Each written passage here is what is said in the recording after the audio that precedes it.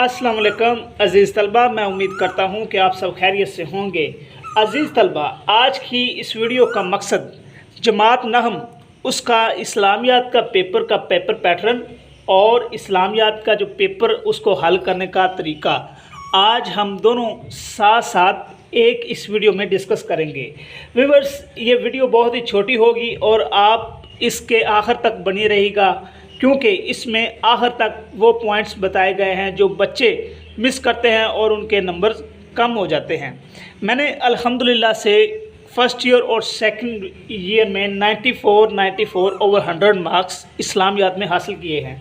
वो मैंने किस बिना पे हासिल किए वो तजर्बा भी मैं आपके साथ शेयर करूंगा और उसी के अकॉर्डिंग मैं आपको पेपर करने का तरीका भी बताऊंगा। तो व्यूअर्स, सबसे पहले हमारे पास एक शीट है पेपर पैटर्न की और दूसरी है हमारे पास उसके तरीका कार जो पेपर होता है उसको करने का। अब हम आ जाते हैं पहले पेपर पैटर्न की तरफ।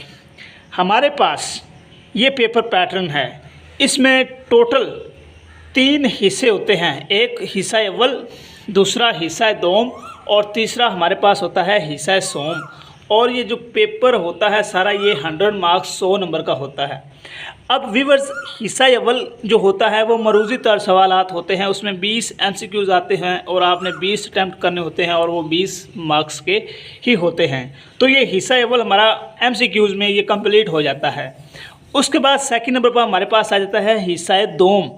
हिस्सा अव्वल एक MCQs शीट आपको दी जाएगी, उस पर आपने अपना रोल नंबर और नेम लिखना है और बबल फिल करने हैं जो आंसर शीट होगी उस पर, और वो जो शीट है वो वापस आपसे ले ली जाएगी और उसके बाद आप हिस्सा दोम पे आ जाएंगे। दूसरी शीट आपको लहदा हिस्सा इंशाई या इंशाई तर्ज की जो शीट है वो आपको लहदा दी जाएगी। अब हिस्सा दोम में हम क्या करते हैं? हिस्सा दोम में व्यूअर्स हमारे पास मुख्तसर सवालात आते हैं। हिस्सा दोम में हमारे पास क्या आते हैं? मुख्तसर सवालात। हिस्सा दोम में सबसे पहले हमारे पास स्टार्ट होता है सवाल नंबर 2। वो हमारे पास होता है मुख्तसर सवालात और वो टोटल 12 नंबर के होते हैं। टोटल 12 नंबर होते हैं, उसमें 9 आते हैं, आपने 6 लाजमी करने होते हैं और हर शॉर्ट सवाल 2 नंबर का होता है, आपके 12 नंबर बन जाते हैं। अब व्यूअर्स, सवाल यहाँ ये है कि हिस्सा ए जो दोम है उसको हम अटैम्प्ट किस तरीके से करें। हिस्सा दोम को अटैम्प्ट करने का तरीका ये है कि जब आप पेपर स्टार्ट करेंगे, ये मैंने ऊपर लिखा है बोर्ड के पेपर हल करने का तरीका जमात नहम पेपर इस्लामियात। ये सिर्फ मैंने समझाने के लिए किया है, आपने ये पेपर में नहीं लिखना। अगर आप लिखेंगे तो ये गलत है और ये बुरा इंप्रेशन देता है एग्जामिनर को। आपने डायरेक्टली लिखना है हिस्सा दोम, क्योंकि पेपर के ऊपर जब आपको इंशाई शीट दी जाएगी उस पर लिखा होगा हिस्सा दोम। तो आपने सबसे पहले लिखना है हिस्सा दोम। आगे हिस्सा दोम क्या चीज़ है, उसमें क्या उन्होंने कहा है? उन्होंने पूछा है कि हिस्सा दोम में आपने मुख्तसर सवालात के जवाबात देने हैं। तो हिस्सा दोम के फौरी नीचे आप क्या लिखेंगे? मुख्तसर सवालात के जवाबात। आगे व्यूअर्स, इन सवालात के नंबर्स भी बने होते हैं। मिसाल के तौर पर हिस्सा दोम में हमारे पास पहला सवाल आता है सवाल नंबर 2, तो हम सबसे पहले क्या लिखेंगे? सवाल नंबर 2। आगे सवाल नंबर 2 के जुज़ आते हैं 1 2 3 4 5, यानी कि 9 मुख्तसर सवालात होते हैं, आपने 6 करने होते हैं। तो वहाँ आपको 9 जुज़ दिए जाएंगे और 9 में से आपने 6 लाजमी करने हैं। तो आप क्या करेंगे? हिस्सा दोम मुख्तसर सवालात के जवाबात सवाल नंबर 2। आपको सपोज कर लेंगे पहला जुज़ आता है, आप यहाँ नंबरिंग देंगे जुज़ नंबर 1, उसके बाद आप डायरेक्टली जवाब लिख देंगे। अगर आपके पास टाइम है, आपको लगता है कि आप पेपर पूरा कर लेंगे, तो सवाल लिखना चाहते हैं तो लिख लें, अगर नहीं लिखना चाहते तो आप जुज़ नंबर देंगे और डायरेक्टली क्या लिख देंगे? जवाब, और आप नीचे जवाब लिख देंगे। ठीक है जी। मिसाल तो पहला सवाल है हज़रत उस्मान ने किस तरीके से मुसलमानों को कुरान की एक इशाअत पर मुतहिद किया, तो ये उसका जवाब आ गया। उसके बाद सेकंड नंबर पर हमारे पास आ जाता है दौरे नबवी में हफाजत हदीस के 2 ज़राए। अभी बस यहाँ आपको एक बात ज़हन में रखना होगी कि जब वो नंबर्स में कोई बात पूछ रहा है ना, तो आपने वैसे ही लिखना है। मिसाल के तौर पर दौरे नबवी में हफाजत हदीस के 2 ज़राए, आगे आपने नंबरिंग देनी है। 1 अहादीस को लिखकर महफूज करना, 2 सहाबा किराम का अहादीस को ज़बानी याद करना। इसमें क्या किया गया है? नंबरिंग दी गई है। अगर आप वहाँ नंबरिंग नहीं देते और इस तरीके से अटैम्प्ट नहीं करते तो एग्जामिनर के पास ऑप्शन होता है कि अगर आपने नंबरिंग नहीं दी तो वो आपका नंबर डिडक्ट कर सकता है, काट सकता है। उसके बाद नंबर 3 पे आप रश्क और हसन में फ़र्क लिखें। रश्क की डेफिनेशन अलहदा आ जाएगी और हसन में आप अलहदा लिखेंगे। और जब भी आप फ़र्क लिखते हैं तो आप सेंटर में क्या लगाते हैं, लाइन।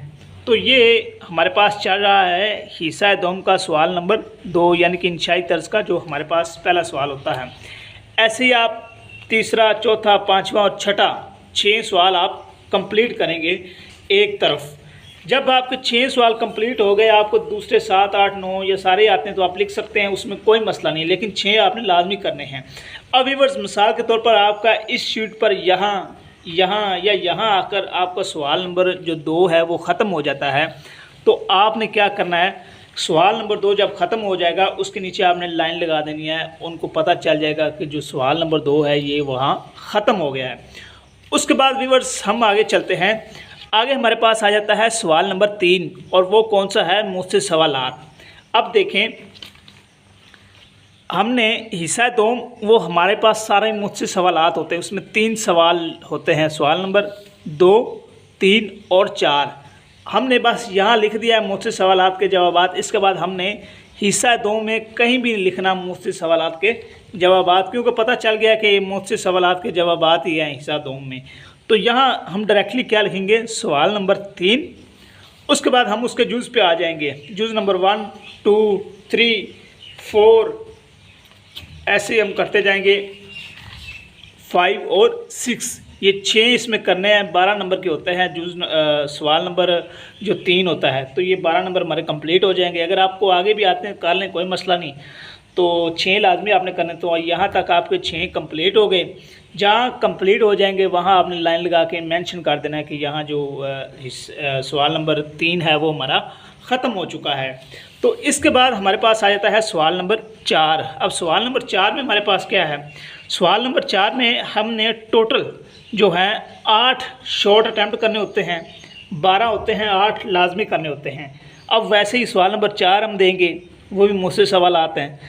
सवाल नंबर 1, 2, 3, 4, 5, 6, ऐसे ही यहाँ तक हम 8 जो सवाल हैं वो कंप्लीट करेंगे। अगर आप सारे करना चाहते हैं, 9 करना चाहते हैं, 10 करना चाहते हैं, ये आपकी चॉइस है, आप कर सकते हैं, कोई मसला नहीं। लेकिन जहाँ ये ख़त्म हो जाए आपने नीचे लाइन लगानी है और उनको पता चल जाएगा जो सवाल नंबर 4 है वो ख़त्म हो गया है।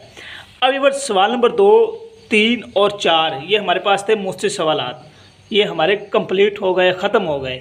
इसके बाद हमारे पास आ जाता है हिस्सा सोम, हिस्सा दोम, हिस्सा अव्वल, ये भी दोनों हमारे पास क्या हो गए, कंप्लीट। इसके बाद हिस्सा सोम आ गए। हिस्सा सोम में हमारे पास क्या आता है, सबसे पहले सवाल नंबर 5। सवाल नंबर 5 क्या है, अहादीस का तर्जमा। क्या है, अहादीस का तर्जमा। अब बस अहादीस का तर्जमा सवाल नंबर 5 हमारे पास कितने नंबर्स का होता है, 10 मार्क्स का।